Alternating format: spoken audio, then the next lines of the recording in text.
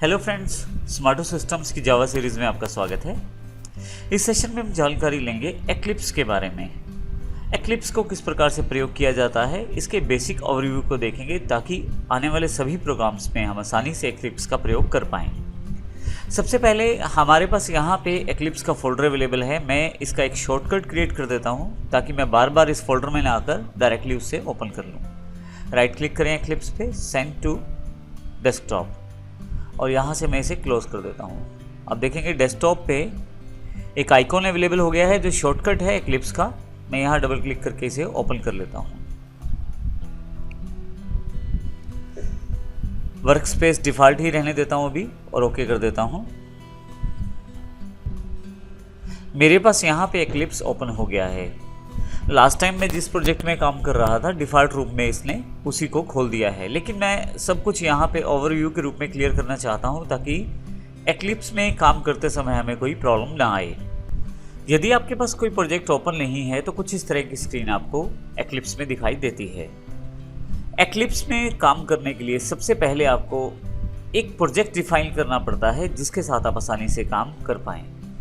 Project define करने के लिए आप फाइल पे जाएं, न्यू पे जाएं। आप देखेंगे यहाँ पे काफ़ी सारे ऑप्शंस अवेलेबल हैं जिसमें सबसे पहला ऑप्शन जावा प्रोजेक्ट है। क्योंकि हम जावा के रिलेटेड प्रोग्रामिंग करने वाले हैं तो जावा प्रोजेक्ट यहाँ से सिलेक्ट कर लेता हूँ। यहाँ से मैं यहाँ पे मैं प्रोजेक्ट का नाम दे सकता हूँ।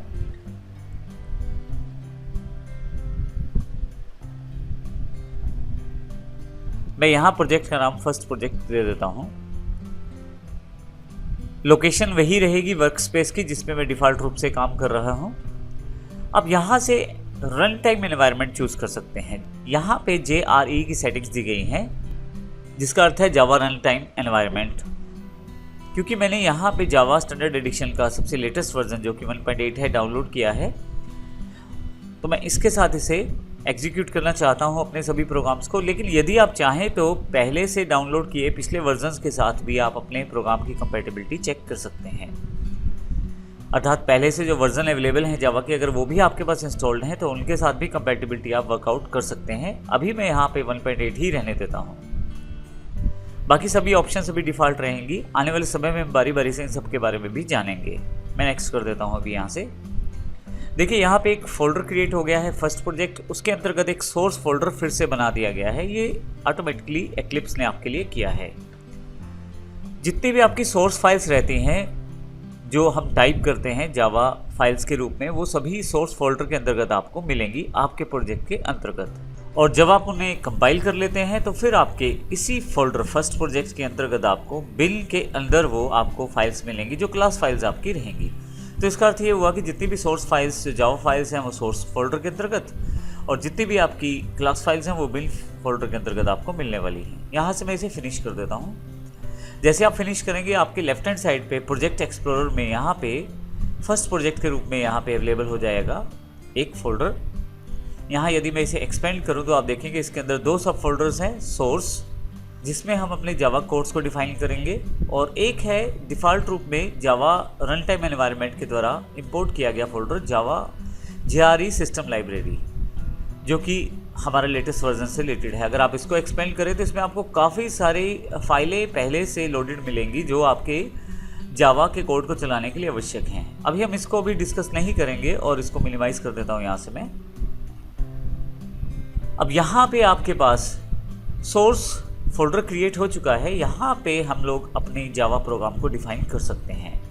अब यहाँ पे हम कुछ इंपॉर्टेंट पॉइंट को डिस्कस करने वाले हैं जिसमें सबसे पहले हम बात करेंगे जावा की फाइल्स को किस प्रकार से बनाया जाए। सबसे पहले जावा की फाइल बनाने के लिए आपको जावा की क्लास डिफाइन करनी पड़ती है। इसके लिए हमें मैन्युअली एक्लिप्स में कोडिंग की ज़रूरत नहीं है। हम सोर्स पर जाएंगे, राइट क्लिक करेंगे, न्यू पर जाएंगे और यहाँ से क्लास को क्लिक कर देंगे। जैसे ही आप क्लास को क्लिक करेंगे आपके पास एक डायलॉग बॉक्स ओपन हो जाएगा जिसमें आप बेसिक सेटिंग्स के द्वारा अपनी क्लास को डिफाइन कर सकते हैं। तो यहाँ पे जो सेटिंग्स है उसको चेक कर लेते हैं। सोर्स फोल्डर जहाँ पे आपकी जावा फाइल सेव होने वाली है, यहाँ पे हमने अभी कोई पैकेज डिफाइन नहीं किया है। डिफ़ॉल्ट रूप में जावा में पैकेजेस के रूप में काम होता है, लेकिन अभी इसको आगे डिस्कस करेंगे। इसके अतिरिक्त यहाँ सबसे इम्पोर्टेंट पार्ट मुझे नेम डिफाइन करना है मेरी क्लास का। मैं इसे यहाँ पे डिफाइन कर देता हूँ टेस्ट। ध्यान रखिएगा क्लास का नाम आप हमेशा कैपिटल लेटर से शुरू करें। हालांकि यदि मैं इसे स्मॉल लेटर से भी शुरू कर दूं तो भी मेरा कोड चल जाएगा, लेकिन बेहतर रहेगा कि हम जावा की कन्वेंशंस को फॉलो करें, जावा के बेसिक रूल्स को फॉलो करें। उस केस में हमें ध्यान रखना होता है कि हमारी क्लास का नाम जो है वो कैपिटल लेटर से शुरू होना है। इस कारण से मैंने यहाँ पे टी को कैपिटलाइज कर दिया है और टेस्ट हमारी क्लास यहाँ पे डिफाइन हो रही है। तो नाम मेरी क्लास का टेस्ट है। इसके अतिरिक्त यहाँ पे मॉडिफायर्स हैं, पब्लिक, पैकेज, प्राइवेट, प्रोटेक्टेड। इसकी जानकारी हम आने वाले सेशंस में लेने वाले हैं। सुपर क्लास की जानकारी भी हम आने वाले सेशन में लेंगे। इंटरफेसेस को भी जानकारी लेंगे हम आने वाले सेशन में। अभी बाकी सभी सेटिंग्स वैसे ही रहने देता हूँ, लेकिन एक इंपॉर्टेंट सेटिंग है public static void main function को इंक्लूड करना। यदि आप जावा के कोड को रन करना चाहते हैं तो ज़रूरी है कि आपके पास एक special function public static void main आपके पास इंक्लूड होना चाहिए। तो मैं यहाँ इसे क्लिक कर देता हूँ ताकि मेरे प्रोग्राम में ये इंक्लूड हो जाए।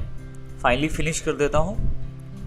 जैसे ही फिनिश करूँगा आप देखेंगे यहाँ पे लेफ्ट साइड पे डिफ़ॉल्ट पैकेज के अंतर्गत test.java के नाम से मेरे पास एक फ़ाइल तैयार हो गई है। यहाँ यदि आप देखें तो ये सारी कोडिंग मेरे पास तैयार हो चुकी है क्लास टेस्ट की। यहाँ पे कुछ एक इम्पोर्टेंट बातें हैं, जैसे कि यहाँ पे हमारे पास क्लास का जो नाम है वही हमारी फाइल का नाम भी इसने डिफाइन किया है। तो जब भी आप काम करें जावा में तो आपकी क्लास फाइल के नाम से ही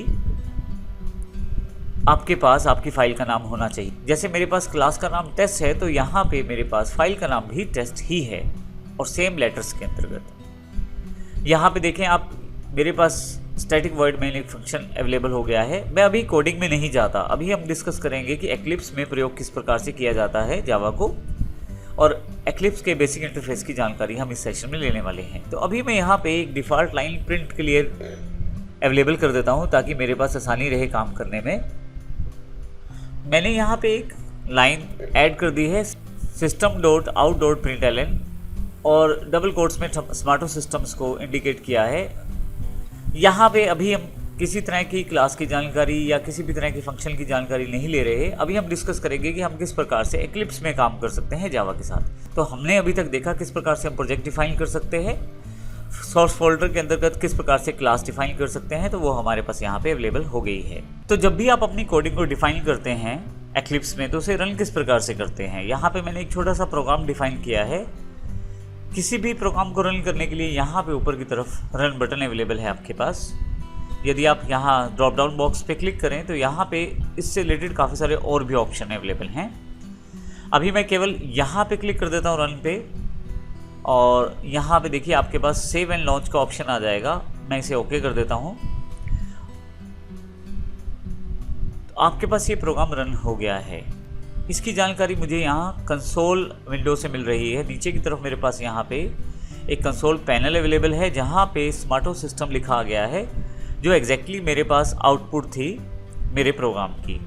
तो यहाँ पे यदि आप अपने एक्लिप्स को वेरीफाई करना चाहते हैं कि वो प्रॉपर वर्किंग कर रहा है या नहीं, तो उस केस में आप इस छोटे से प्रोग्राम कोड को एक्सरसाइज फाइल से निकाल कर कॉपी पेस्ट कर लीजिए और यहाँ रन करके देख लीजिए, ताकि आपको क्लियर हो जाए कि ये आपके पास रन कर रहा है। अब हम डिस्कस करेंगे हमारे पास जो एक्लिप्स का इंटरफेस है। तो जैसे अभी हमने देखा कि प्रोग्राम को जब हम बनाते हैं इनिशियली तो आपके पास एक पैकेज और सोर्सेज को डिफाइन करना पड़ता है। ये सभी चीज़ें आपके पास पैकेज एक्सप्लोरर में यहाँ पे दिखाई जाती हैं। इनको आप अपनी मर्जी से एक्सपेंड कर सकते हैं, हाइड कर सकते हैं, मिनिमाइज़ कर सकते हैं। वो सब सेटिंग यहाँ से आप सेटअप कर सकते हैं। जिस भी प्रोग्राम को आप क्लिक करके खोलते हैं वो आपके पास यहाँ पे राइट हैंड साइड पे टैब के रूप में ओपन हो जाता है। यदि आपके पास एक से ज़्यादा प्रोग्राम डिफाइंड है तो यहाँ पे आपके पास टैब के रूप में अवेलेबल हो जाएंगे। इसी तरह से राइट हैंड साइड पे टास्क लिस्ट आपके पास दी गई है और नीचे की तरफ एक आउटलाइन व्यू रहता है आपके प्रोग्राम का। जैसे जो मेन फंक्शंस हैं उनकी जानकारी यहाँ पे आपके पास अवेलेबल रहती है। जैसे मेरे पास यहाँ एक ही फंक्शन इंक्लूड है मेन, तो उसको डायरेक्टली एक्सेस में यहाँ पे क्लिक करके कर सकता हूँ। लेकिन जब प्रोजेक्ट बड़ा होता है तो हो सकता है आपके पास 500 से 1000 फंक्शन हो, तो ऐसे केस में आपके लिए बड़ा इंपॉर्टेंट हो जाता है आउटलाइन व्यू। डबल क्लिक करें और डायरेक्टली उस फंक्शन को आप यहाँ से एक्सेस कर लें। नीचे की तरफ आपके पास यदि इस प्रोग्राम में कोई प्रॉब्लम है तो उसको डिस्कस किया जाएगा प्रॉब्लम्स विंडो में। जावा डॉक्यूमेंटेशन यहाँ अवेलेबल है, डिक्लेरेशन अवेलेबल है और सबसे इंपॉर्टेंट कंसोल। यदि आपके पास कोई एरर रहता है प्रोग्राम में और आपका प्रोग्राम प्रॉपर्ली कंपाइल या इंटरप्रेटेड नहीं होता तो कंसोल में आपको उसके रिगार्डिंग कुछ जानकारी दी जाएगी। और यदि आउटपुट बिल्कुल ठीक आता है तो आउटपुट भी यहाँ पे आपको दिखाया जाएगा।